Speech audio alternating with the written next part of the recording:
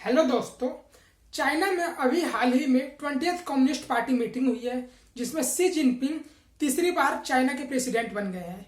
Xi Jinping जो है वो पहली बार प्रेसिडेंट बने थे चाइना के 2012 में, जो कि 5 सालों तक रहे थे 2017 में। उसके बाद से वो प्रेसिडेंट बनते हैं 2017 में और फिर से 5 साल रहते हैं 2022 में, और फिर अब 2022 में प्रेसिडेंट बनते हैं जो कि 2027 तक रहेंगे। तो आप सोच रहे होंगे कि आखिर हम इतने डिटेल में शी जिनपिंग के कार्यकाल की बात क्यों कर रहे हैं। हम ऐसा इसलिए कर रहे हैं क्योंकि शी जिनपिंग ने कुछ करा ही ऐसा है। जो शी जिनपिंग की विदेश नीति है, वो फॉरेन पॉलिसी है, वो काफी आक्रामक रही है, चाहे वो इंडिया के प्रति हो, चाहे वो किसी भी उनके पड़ोसी देश के प्रति हो।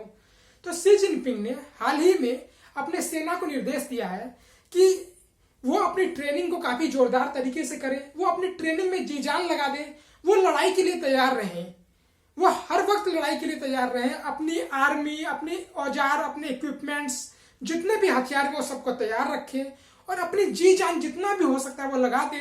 वो किसी भी संभावित खतरे के लिए तैयार रहे। आगे का फ्यूचर हमें कुछ नहीं पता और आगे जो प्रेजेंट टाइम में वर्तमान स्थिति जो चल रही है उसे भी हम कुछ कहा नहीं जा सकता। चाहे हमने अमेरिका के केस में देखा, जो ताइवान वाला क्राइसिस देखा, तो शी जिनपिंग ने अपने मिलिट्री, अपने आर्मी को यह सख्त निर्देश दिया है कि वो किसी भी अनहोनी के लिए तैयार रहें, किसी भी युद्ध के लिए तैयार रहें। तो अब शी जिनपिंग ने ऐसा कहा क्यों है, सोचने वाली बात यह है। तो हमें पता है कि जो चाइना जो आजाद हुआ था वो 1949 में हुआ था।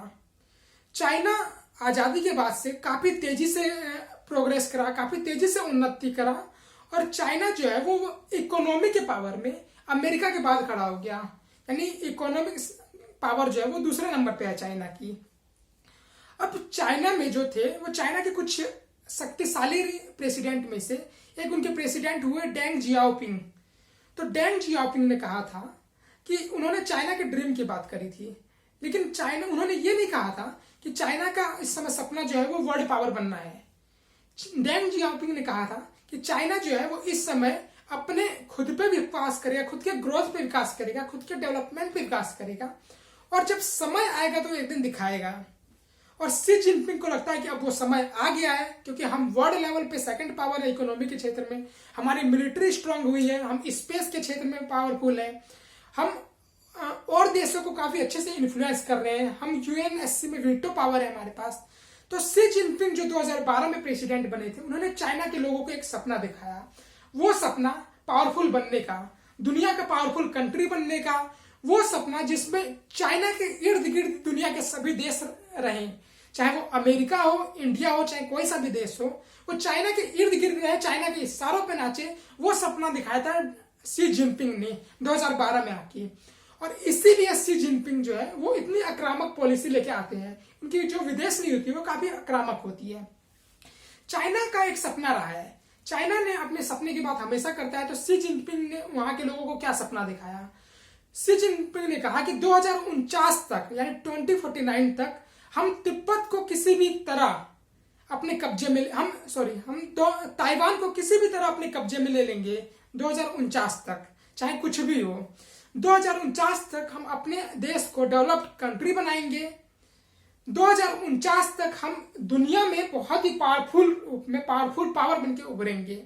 ये शी जिनपिंग का सपना है और इसी सपना को पूरा करने के लिए वो अपनी विदेश नीति बनाते हैं, वो अपने पॉलिसी को इस हिसाब से रखते हैं।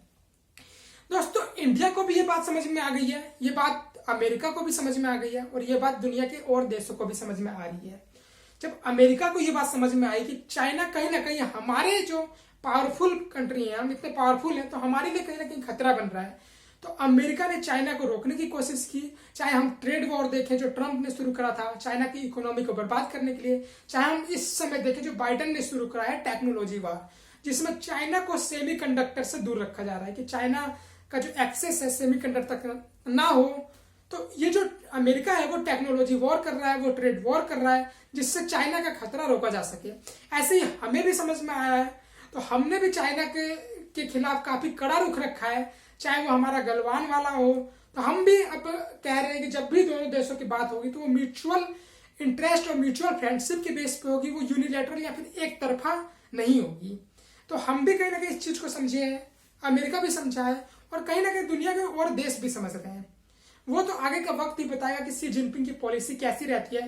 लेकिन शी जिनपिंग के इस स्टेप से, उनके इस कदम से जो कि उन्होंने अपनी आर्मी को कहा है, कहीं ना कहीं हमें ये लगता है कि वो काफी आक्रामक फॉरेन पॉलिसी, आक्रामक विदेश नीति लाने वाले हैं। हमने देखा कि 2012 के बाद से जैसे शी जिनपिंग आए, तो चाहे वो 2017 वाला इंसिडेंट हो डोकलाम वाला, चाहे वो 2020 वाला इंसिडेंट हो, चाहे वो साउथ चाइना सी में बात हो डोमिनेट करने की, चाहे वो इंडियन ओशन क्षेत्र में बात हो कि वो अपना कब्जा चाहते हैं, तो हम ये जो पॉलिसी देखते हैं उनकी, कहीं ना कहीं उनकी आक्रामक पॉलिसी को दर्शाता है। और हमें ये भी पता है कि क्योंकि वो पावर में आए हैं, वो 5 सालों तक रहेंगे, तो कहीं ना कहीं उनकी जो विदेश नीति रहेगी वो काफी आक्रामक रहेगी। तो दुनिया को, हमें, अमेरिका को, सबको इस चीज के लिए तैयार रहना पड़ेगा, इस चीज के लिए अलर्ट रहना पड़ेगा। Thank you.